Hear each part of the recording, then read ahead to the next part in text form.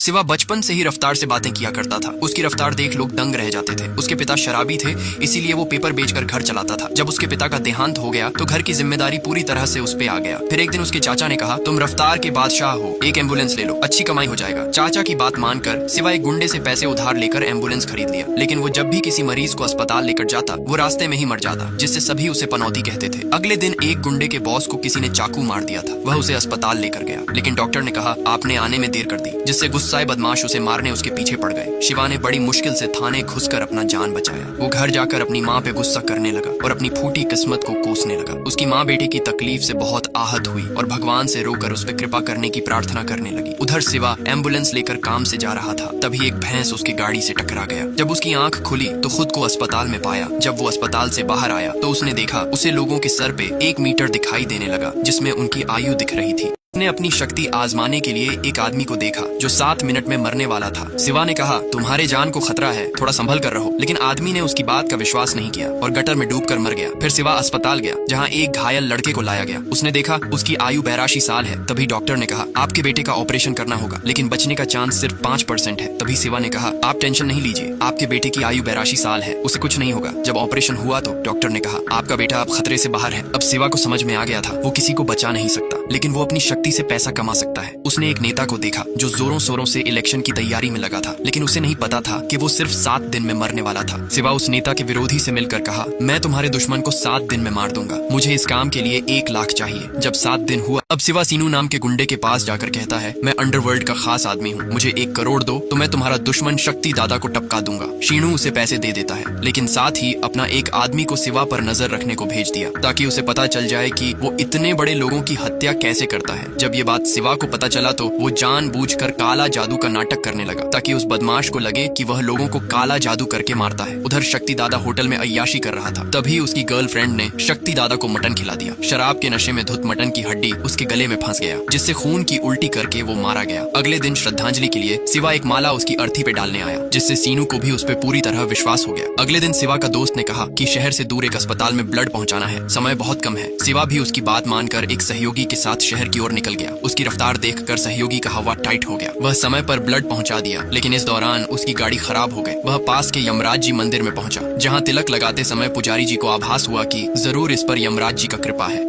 जब शिवा अपनी मंगेतर के साथ सब्जी मंडी गया तो उसने देखा कई सारे बच्चे के साथ उनकी टीचर भी अगले दिन मरने वाले थे। वो सोच में पड़ गया, आखिर इतने सारे लोग एक साथ कैसे मर सकते हैं। जब उसने बच्चे से पूछा, आप लोग कल कहीं जा रहे हो क्या, तो उनकी टीचर ने बताया, कल ये बच्चे MLA की रैली के नृत्य कार्यक्रम में भाग लेने जाएंगे। उसने तुरंत रैली के स्थान का मुआयना किया, लेकिन उसे वहाँ कुछ भी ऐसा नहीं दिखा जिससे इतनी बड़ी घटना घट सके। फिर वो रैली रद्द करवाने के लिए पुलिस के पास गया और कहा, कल की रैली में बहुत बड़ी दुर्घटना होने वाली है। लेकिन सबूत न होने की वजह से पुलिस ने उसे विरोधी पार्टी की साजिश समझकर भगा दिया। फिर शिवा को एक आइडिया आया। उसने इंस्पेक्टर को कॉल करके कहा कि कल मैं MLA की रैली में बॉम्ब ब्लास्ट करने वाला हूँ। ये बात आग की तरह पूरा पुलिस डिपार्टमेंट में फैल गया। तभी कमिश्नर ने MLA को कॉल करके बताया कि आपकी रैली में ब्लास्ट होने वाला है, इसीलिए रैली को रद्द करना ही पड़ेगा। ये खबर सुनकर MLA परेशान हो गया। दरअसल कल की रैली में MLA खुद बॉम्ब ब्लास्ट करवाने वाला था, ताकि विरोधी पार्टी को बदनाम करके जनता का सहानुभूति से इलेक्शन जीता जा सके।